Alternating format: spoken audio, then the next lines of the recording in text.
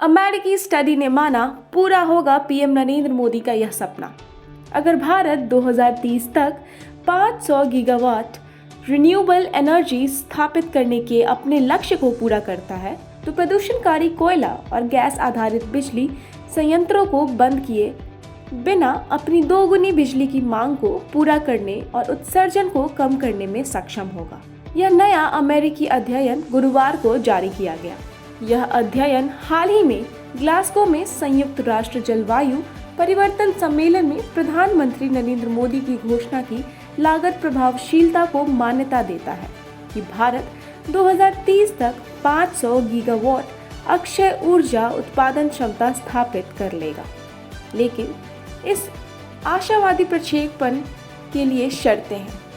Battery भंडारण, पवन और सौर ऊर्जा प्रौद्योगिकों की लागत में गिरावट जारी रहेगी।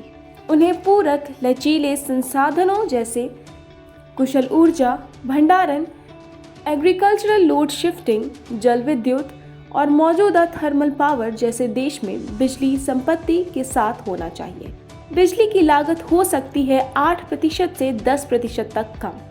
कैलिफोर्निया विश्वविद्यालय द्वारा प्रबंधित विज्ञान प्रयोगशाला लॉरेंस बर्कले नेशनल लेबोरेटरी, जो एक अमेरिकी ऊर्जा विभाग है, इसका अध्ययन बताता है कि यदि भारत 2030 तक 500 गीगावाट अक्षय बिजली क्षमता स्थापित करने का लक्ष्य प्राप्त करता है तो यह हो सकता है कि बिजली की लागत 8% से 10% तक कम हो जाए, बशर्ते अक्षय ऊर्जा और बैटरी भंडारण की कीमतों में गिरावट जारी रहे। इतना ही नहीं, यह 2020 के स्तर पर 2030 तक अपनी बिजली आपूर्ति की कार्बन उत्सर्जन तीव्रता को 43% से 50% तक कम करने में सक्षम होगा।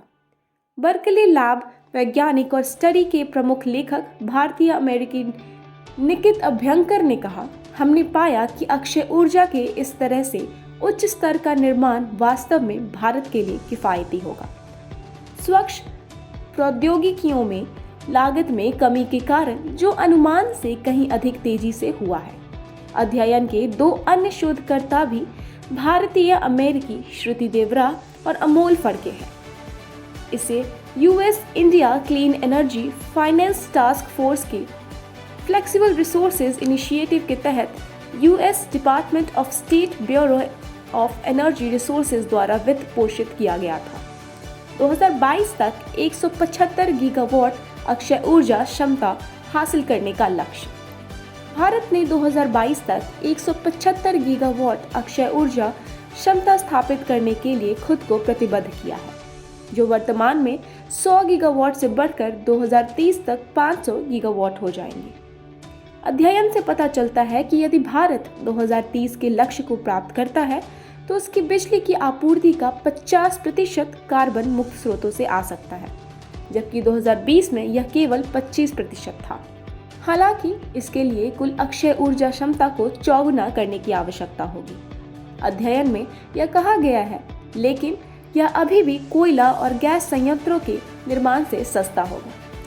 शोधकर्ताओं ने पाया कि लचीले संसाधन जैसे कृषि बिजली की खपत को सौर घंटों में स्थानांतरित करना, बैटरी का उपयोग करके रात के लिए दैनिक ऊर्जा के 4 से 6 घंटे स्टोर करना, मौजूदा ताप विद्युत संयंत्रों में लचीलेपन का उपयोग नए कोयले या गैस आधारित संयंत्रों के निर्माण की तुलना में सस्ता है। एक सक्षम नीति की आवश्यकता। यह पारंपरिक कोयला और गैस ऊर्जा संयंत्रों की कीमत पर नहीं आता है। भारत को उन्हें तुरंत बंद करने की आवश्यकता नहीं है। बैटरी भंडारण, पवन और सौर प्रौद्योगिकियों में दुनिया भर में कीमतों में गिरावट जारी रहनी चाहिए। वहीं भारत को एक सक्षम नीति और नियामक ढांचे में कुछ नियामक परिवर्तन करने की आवश्यकता होगी। अध्ययन में कहा गया है कि इस ढांचे में राज्यों को एक दूसरे के साथ संसाधनों को साझा करने में सक्षम बनाना, बिजली उपयोगिताओं की योजना और खरीद प्रथाओं में विश्वसनीयता और लागत प्रभावशीलता को एकीकृत करना, बिजली बाजारों को बढ़ाना व यह सुनिश्चित करना शामिल है कि ऊर्जा भंडारण उचित रूप से मूल्यवान है और इसके लिए मुआवजा दिया गया है। AGTV bureau.